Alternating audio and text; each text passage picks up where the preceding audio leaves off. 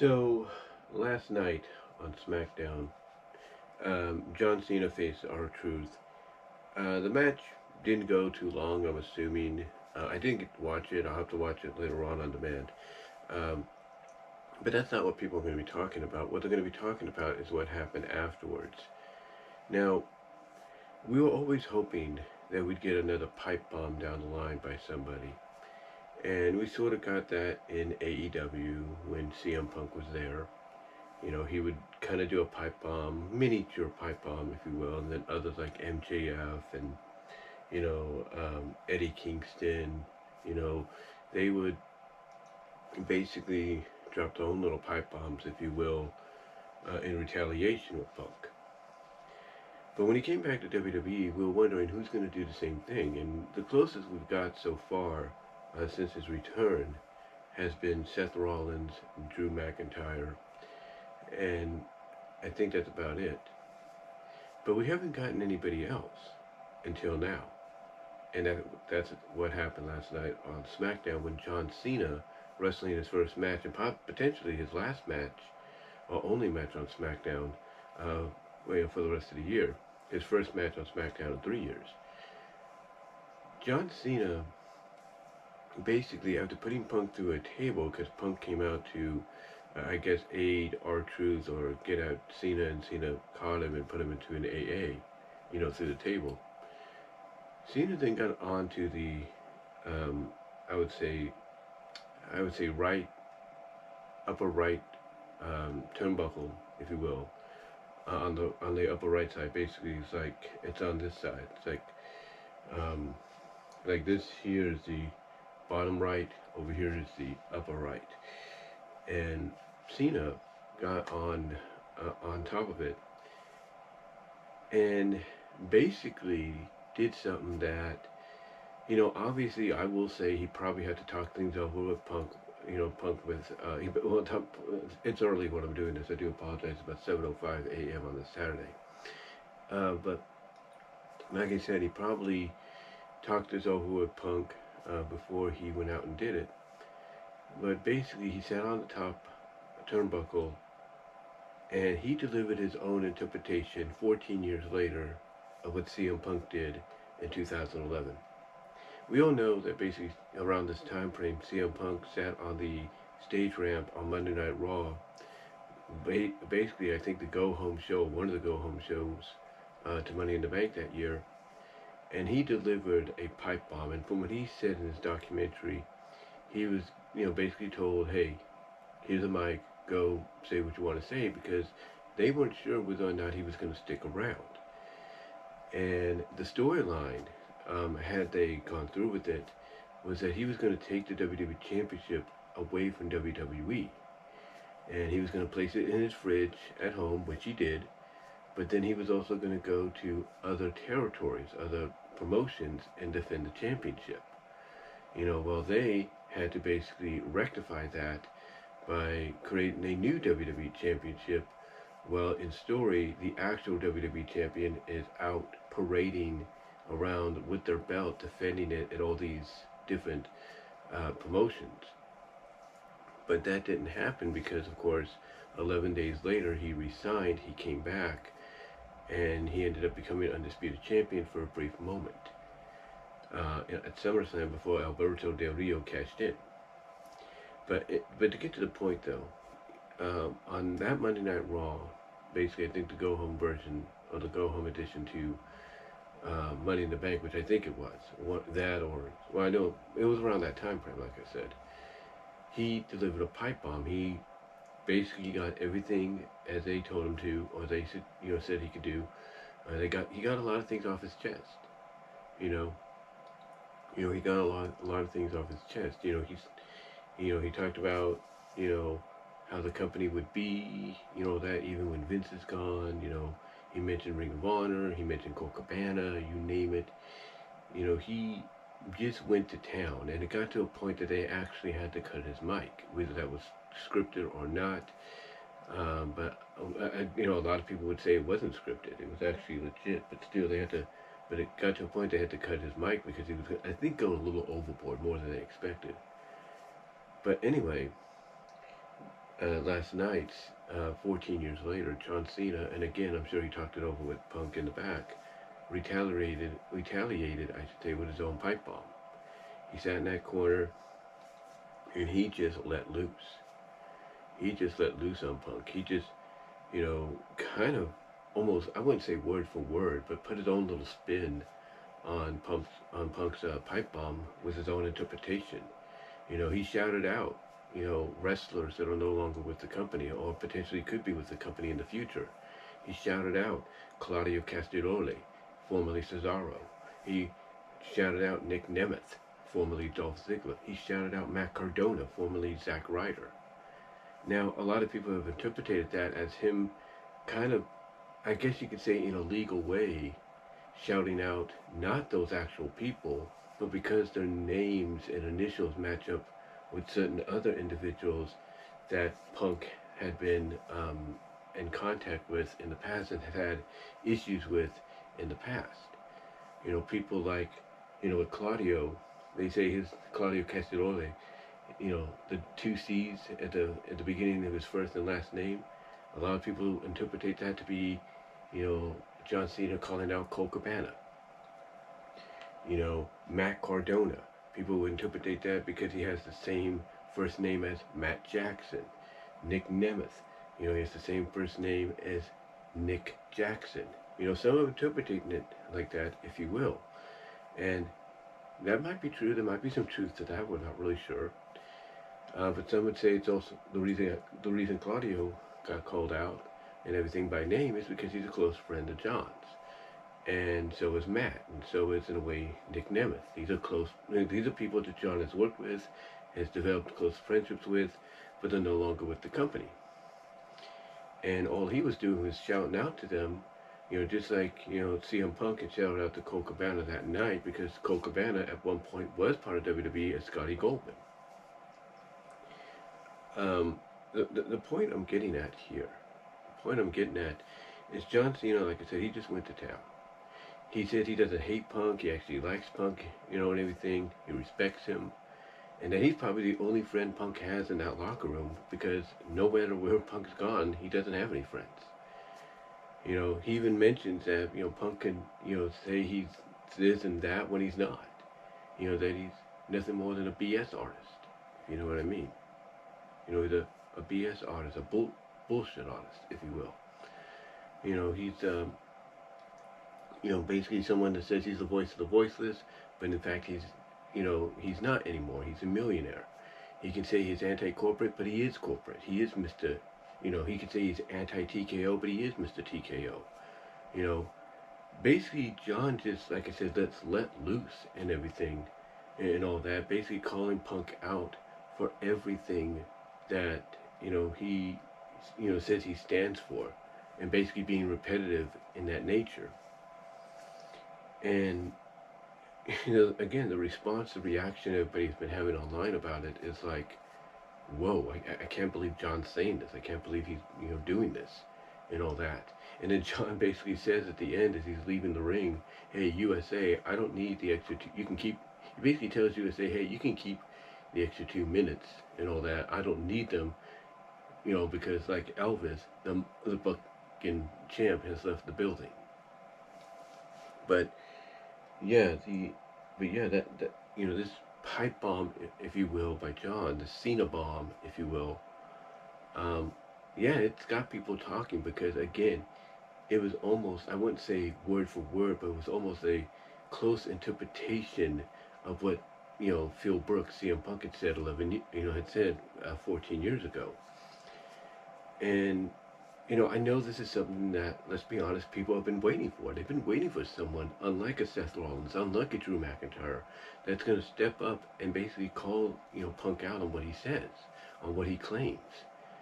But what a lot of people also pointed out is this also opens up a lot of material for CM Punk to work with either this Monday or this Friday in Riyadh. Because, CM Punk is that kind of guy that if you work well with him, and he's close friends with John. There's no doubt him and John are good friends. So when you work well with somebody that not only you're good friends with, but you can do good business with, you got good chemistry with, then you're going to create magic. especially if both of you are the kind of individuals that when you're given the opportunity to let loose unscripted, and make it seem as real and as legit as possible, people are going to believe it. People are going to talk. People are going to buy into it. And everybody's pointing out everything that John talked about in that pipe bomb he brought up as material for Punk to utilize, like I said, this upcoming Monday or this upcoming Friday in Riyadh.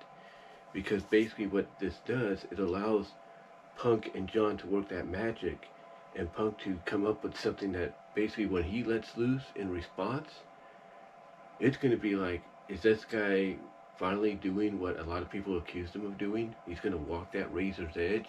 He's going to basically put himself in a situation to where he could lose his job even if he wins the title.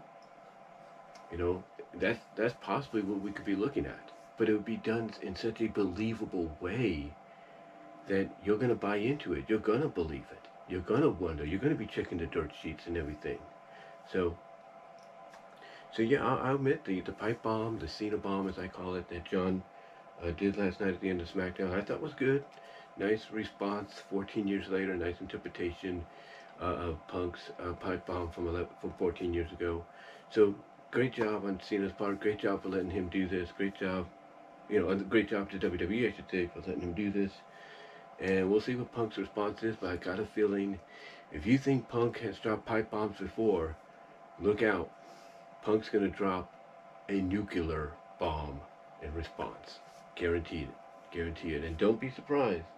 Don't be surprised if he brings up The Rock, in this nuclear bomb that he's going to drop. Because, the way I see CM Punk, the way I see CM Punk doing this, in my opinion, is, this might be what I'm trying to say, and again, it's early. Let me get some soda here. This is Mountain Dew, believe it or not.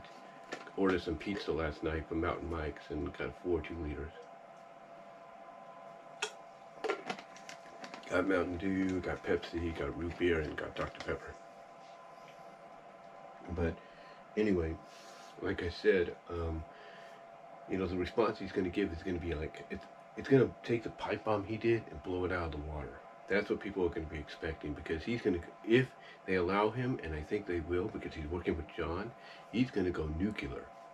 He's going to go nuclear. He's going to call out TKO. He's going to call out TKO, and I'm sure that TKO is going to be made aware of it. There's no doubt, because they're not going to allow someone to call them out on their show, on television, without knowing about it. And that's exactly what's going to happen here. He's going to go nuke on them. He's going to go nuke on John. He's going to go nuke on The Rock. And again, this is where we'll get The Rock finally brought back into the story in some capacity.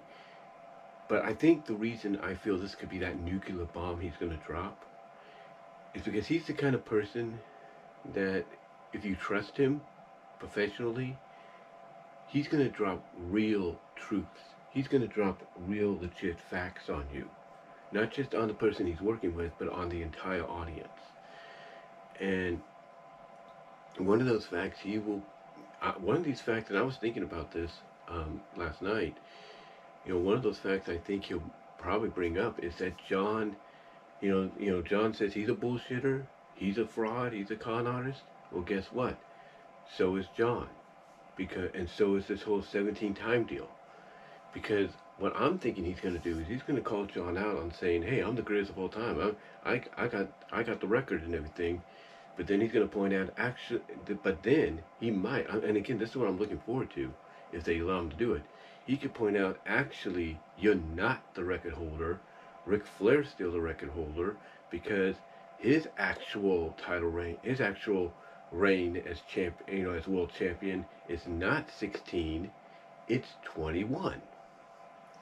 You bring that up, you let Punk bring that up in his response, his pipe bomb, nuclear bomb, his whatever bomb it's going to be, reality bomb. You let him bring that up, and all I can say is that not only does it show that WWE is acknowledging that, yeah, that's this whole 16 world championships that Rick has had has been nothing but bull crap, and it's actually been 21. Not only does it acknowledge not only does it, have WWE acknowledge that to be the real title reign of Ric Flair and that he still holds the record instead of the BS record they said he's been having, but what it does in stories, it makes John, maybe, in my opinion, John realize that he sold his soul to The Rock for nothing, for a lie. That to me would be magic. Honestly, to me that would be absolute magic if they can allow if they can allow CM Punk to bring that up, in his response to John Cena. That to me would be magic, because not only do you have WWE, like I say, acknowledging the real title reigns that Ric Flair had, but at the same time, in story, you want to bring John back to being that baby face, that cool baby face with the heelish persona, or the heelish tendencies here and there, which looks like we're heading towards. You want to bring that guy back. You make him realize that he was lied to. You make him realize that he was manipulated, he was lied to for something that's not real, for something that will never be attainable, at least during his time in the business.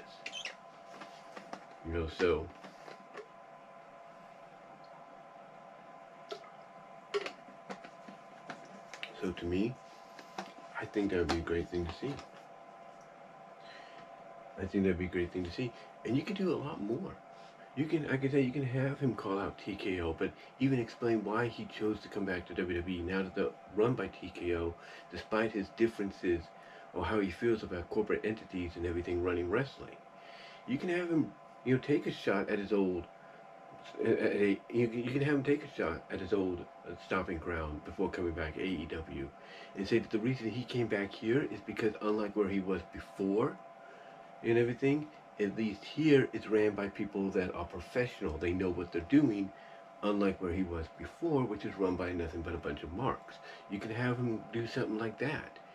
Bring up the fact that he could have, just walked away from wrestling after leaving that place, but it not only awoken his love for wrestling, but it made him realize that he needs to be someplace that's ran more professionally, and mature, more professionally and businesslike, unlike, there, because, basically he'll give him credit that, hey, that woke me up, that gave me back my love for wrestling, but I realized I don't want to be there to end my career, because that's a train wreck. Here it's more professional. You can have him do that in response as to why he came back. And yeah, John can call him Mr. TKO and all that, but he can call him Mr. TKO and all that, but the reason he came back is because at least TKO has people that know what they're doing. So I'm looking forward to CM Punk's response, because again, everything I just mentioned, he can bring up. He can bring up the falsehood behind, John 17 reigns. He can bring up the fact that, yeah, he is Mr. TKO, but he's Mr. TKO because he wants to work with a company that has people that know what they're doing, unlike where he was before. You can even have him bring up, the references that John was alluding to, or John was making when he was calling out those names of the talent that he mentioned on television. You can have him say, yeah, I know who you were calling out, who you were really mentioning or talking about when you mentioned Claudio, when you mentioned Matt, when you mentioned Nick. He says, I know exactly who you were talking about. And he says, and truthfully, those three individuals, or at least two of those three individuals, are the reason the company I came back from is in the rut that it's in. You could do that. And I think it would work out tremendously. I think it would work out, just magically in a way. Because even if this is the only match they're going to have, which I doubt it will be, the way you're building to it, the way you're getting interest in it, allowing Cena to do what he did last night, and then looking forward to what Punk's going to do in response, the sky's the limit. As far as I'm concerned. But, yeah, Cena's Pipebomb I thought was good, and I am looking forward to CM Punk's response. Because if you thought he was this close to going nuclear before, since he's been back, oh, my buddy, gloves are off. Gloves are off, and all I can say with that is real simple. Gloves are off. Put on the safety helmet, if you will, and duck for cover. Because if they allow him to do what I think they're going to allow him to do, he's about to nuke his old pipe bomb with a nuke bomb.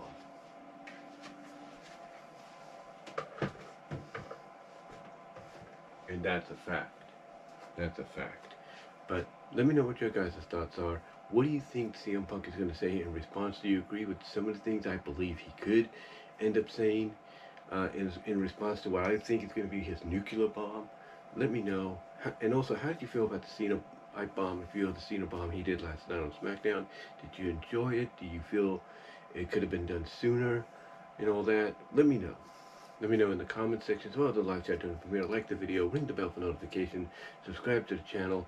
Also, guys, share the video, it helps me out. And also click on the links in the description to find my content elsewhere outside of YouTube.